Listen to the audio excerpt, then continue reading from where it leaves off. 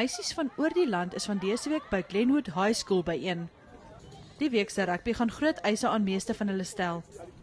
Verskeie van die meisies kom uit arm gebiede van die land, terwyl die sport self ook unieke uitdagings bied. Vir die meisies beteken dit baie want hulle rugby begin hierso. Dis die onder 18s. Hulle is nog jonk, hulle is nog op die vlak waar die seniors is nie. En vir hulle om net beter te vaar, is dit goed om teen ander provinsies te kompeteer. Ek kry ervaring en ek ontmoet meer spelers en so maak mense kennis en ja, hier's baie kompetisie op die tournament.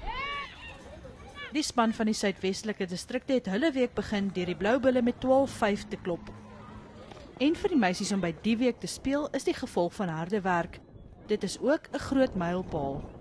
Ek het rugby begin speel op laerskool, maar ek was nie baie ernstig daarmee nie, maar toe ek op hoërskool kom, toe daar 'n coach gekom om te vra is daar geen meisie wat rugby wil speel nie. Vrouens rugby is vir my is dit baie eintlik baie swaar, want vroumense kry gouer seer en hulle het baie plekke om seer te kry.